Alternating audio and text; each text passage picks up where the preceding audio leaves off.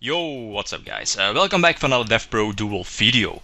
Master Heroes Darklaw. The star of this deck is obviously Darklaw due to its macrocosmos effect that hurts a lot of tier 1 and tier 2 decks. This deck has a lot of similarities with Diamond 2 Turbo from a long time ago.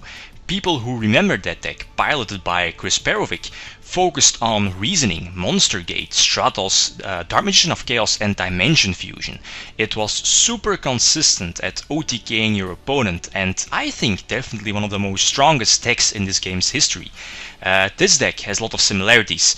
Soul Charge establishes heavy fields, Shadow Mist equals Darklaw and provides a lot of advantage. A Hero Lives opens up a few Exceed plays and searches out Shadow Mist, which triggers Shadow Mist search effect and so on. The big weakness, however, of the deck is that the deck plays a lot of life point paying cards. For example, 3 Hero Lives and obviously 3 Soul Charge, and that's definitely a lot. And can bite you in the end, for example by Gaga Cowboy or Heartland Draco, for example. Anyway, let's see some duels. Okay, so the first duel, I had a lot of duels ready. I think I had like 20 possible duels to put up, but I had to pick the better ones, the ones that show the best of what the deck can do, the best capabilities of the deck. We also introduced a new mechanic. The first player only starts with 5 cards, and in this case I started. I know he's playing Lightsworns, and obviously Darklaw is a huge threat for the Lightsworns because of the macrocosmos. The opponent can't activate Charge or the Light Brigade because the milling for charge is a cost, so he can't activate that. Although he can activate Solar Recharge, but everything would be banished. So I think he's going to stall here. He could have summoned his Raiden, although it wouldn't have made that much sense. So he's just going to flat out pass. I know he's playing Rainbow Kuriboh, but why not go for a possible OTK if you see the chance? So make Lavalval Chain, and I think this is the best that they can do. Fill the grave with Malicious and Plague, and make a few Synchro plays. Go full Beelze, Burial back your Mizuki, I believe. Yeah, indeed, Mizuki. Fuel the grave just in case later Soul Charge. That's also one of the strongest play the deck has, like fill your grave, activate your Soul Charge first, Synchros, and then use your Malicious later, and so on. As I kind of expected, no Gores, no Rainbow, so that's game over. Now I think he gets to start, not sure though. Indeed he gets to start, and he gets an amazing start. Even with 5 cards in his hand, he's able to open with double recharge. And you know, if you already played against Lightsworn, or you know how Lightsworns work, if they open recharge or try to Light Brigade, it's pretty much they're pretty much set. Otherwise, the deck is rather slow. Unless they open with Kuriboh, of course. So checking the graveyard here, pause the duel. I think he has 2 or 3 Lightsworns in his grave, so the Judgment Dragon is not live, not yet, and there's one banished due to the Eclipse. So we had a nice start. There's a Needleblower's Nest, so he's obviously going to chain that due to the masks change. For the Darklaw, so now everything is sent to the grave. But I think I pretty much lost this duel already, since I think he had the Blaster in grave, so he can already take at least 2 Judgment Dragons back to his hand, because he has 2 Eclipse. And as you see in my hand is not that bad. I think I have the Malicious setup. Yeah, indeed. I have the possible Greffer, discard Plague, and so on, and go for Darkram. So if I'm able to survive this turn, I can OTK him. I'm not sure if he has a Rainbow Kuriboh in his graveyard. I'm not sure, but I can go for Crimson Blader, for example, and take the game from there with Darkram and Crimson Blader. But as you see, obviously, special summons the Blaster and gets both Eclipse to the banished, search the Judgment Dragons, and that's game over. Sadly, due to an excellent start he had. So again, game over. Okay, game 3. Let's see. I think, normally I should get the opening move. No, he gets to start. That's one of the duels we've had again. Normal summons this Raiden, gets somewhat decent mill, although he mills double recharge. That's obviously not the thing you want to see as a Lightsworn player. My hand, not that bad, so Destiny draw the Diamond Tooth, normal summon Shadow Mist, and obviously again get that Darklaw as quickly as possible to the field, so he can't activate his Honest if he has Honest in hand. But I think I drew into a Rota. Yeah, Rota is at 2 now, so I can search out my Greffer and immediately set up the Grave, so fueling the Grave for a possible Soul Charge play. Or, yeah, as said, checking the Grave, he does not have a Rainbow Kuriboh, and he cannot activate Honest because of Darklaw, because Honest needs to be sent to the Grave. So again, why not yeah, take my chance and go for a possible OTK. So let's see if he has Rainbow Kuriboh. No, obviously not, you can see the cards. So attack again for game. So yeah, this is definitely one of the strongest things, the positive things about this deck is that you can, yeah, the deck has a lot of explosive plays. You can easily fill up your Grave, and yeah, also you can just sit back and use your Darklaw or grind thanks to your Darklaw. So the last duel we've had, again it gets a nice start. I'm not sure how many Lightsworns he has in his Grave. Again mills the Eclipse, so that's a head start. Mills again 2 cards. Yeah, let's check the Grave. So that's 1, 2, 3, 4 different Lightsworns already, and also the Redux and the Blaster. So we had an amazing mill. So I think, yeah, the double Judgment Dragons are alive, and here obviously I know I have to OTK him, otherwise it's game over for me next turn. Yeah, unless I go for Crimson Blader, I can Crimson Blader him. So let's see, set up my Malicious and both Plague in the Grave, search out the Bubble Man, and then first banish the Malicious. So now I have 3 Darks in my graveyard, Special Summon Dark Armed.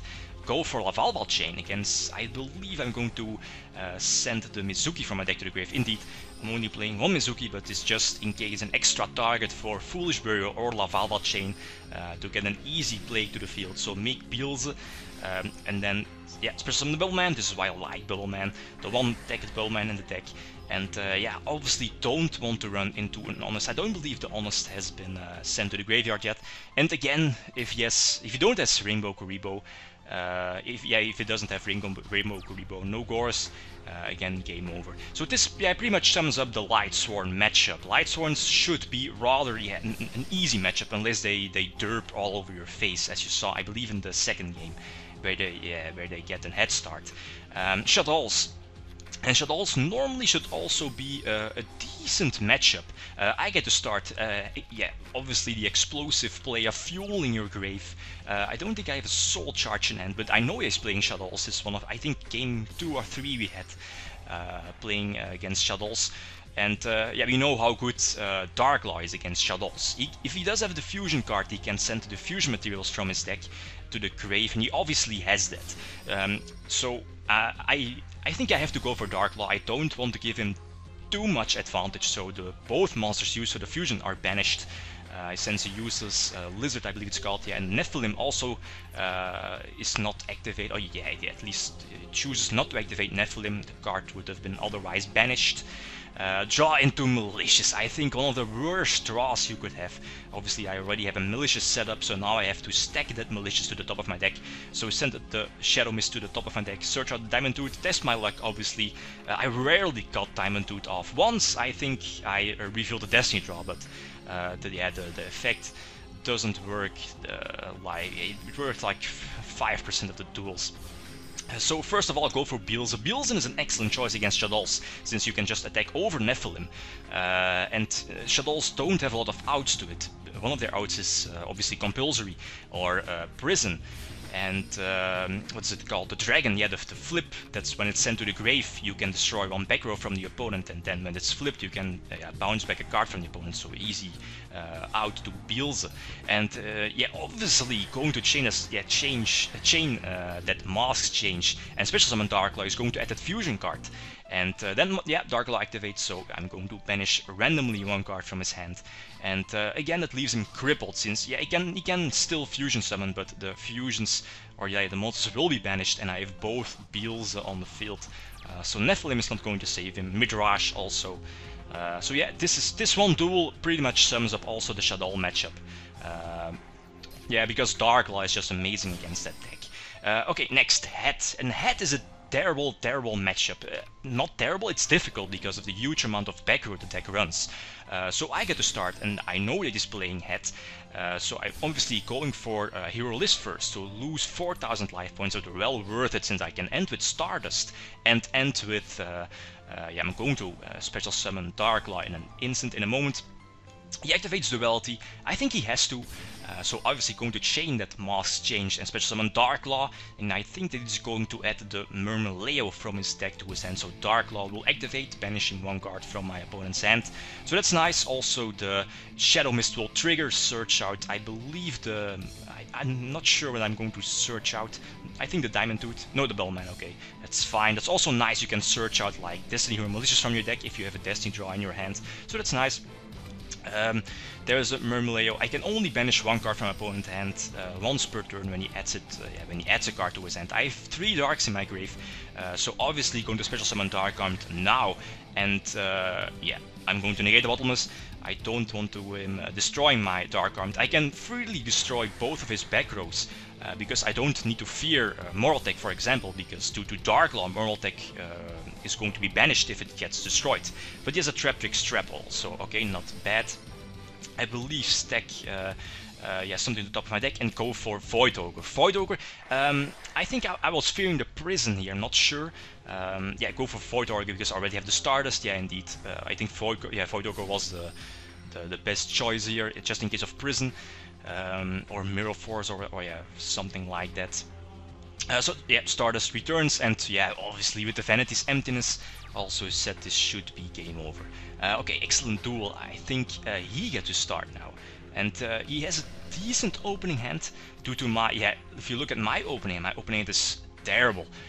He sets 4, sets 1 monster, so it could be anything. The Fire Hand, the Ice Hand was the first thing that comes to mind.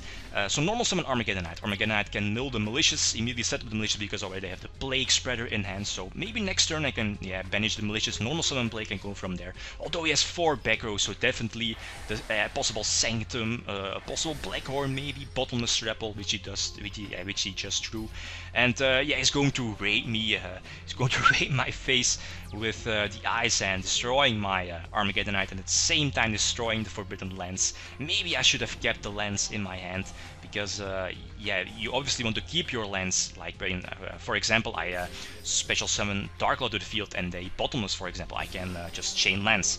So that's why I rarely set my lens. And yeah, as expected, there is the Sanctum, so I'm going to lose Plague Spreader here. I have to special summon Plague from the grave with its own effect. Here's the Book of Moon, I can interrupt the play.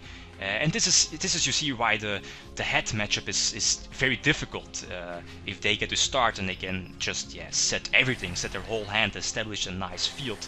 And he draws another Sanctum, so this is pretty much game over, since, yeah, next turn he can again interrupt my play. Still have the Vanity's Emptiness, but it's not that great at the moment. To draw another monster, that's also one of the weaknesses deck has, drawing into too many monsters. I think I'm only playing 15 with the double Rota. Yeah, anyway, the last duel, I get to start. Again, no, he gets to start. He sets 4. Okay, not that great. The Trap Hole, and I believe also the Prison. So activate the Hero Lifts. Hero is going to special summon the, yeah, Shadow Mist. Shadow Mist activates, and he is going to Trap Hole that indeed. I can chain the Mask Change, although the Shadow Mist will always be negated, so I'm going to activate the second one. Special summon the second one, and can't activate its effect, so we set both Mask Change, just in case he has an MST, you never know. And then he's going to draw into the Duality. This is one of the, yeah, tricky moves the deck has, as you already saw earlier. So chain that Mask Change and special summon Darklaw. He's going to add, I believe, the Murmileo to his hand. So one card is going to be banished randomly from my opponent's hand. I think it's going to be the Murmileo. Yeah, indeed, it's going to be, yeah, I think for him the worst pick, since I can, yeah, banishing the Soul Charge would have been better for him. Here, nice, I can search out the Malicious because I had the Destiny draw in hand, so immediately get 2 new draws off, setting up the grave, activate Mask Charge, also an excellent card from the new Structure deck, so get back Shadow Mist, so that's a possible second Darklaw here. Yeah, attacking to his open field is going to prison the Darklaw. Not that big of a deal. I have a second Darklaw ready and incoming, as he's probably knowing. I'm not sure how many Darks I have in my grave. I think 1 or 2. He sets 1 card, so call the Shadow Mist again. Shadow Mist activates.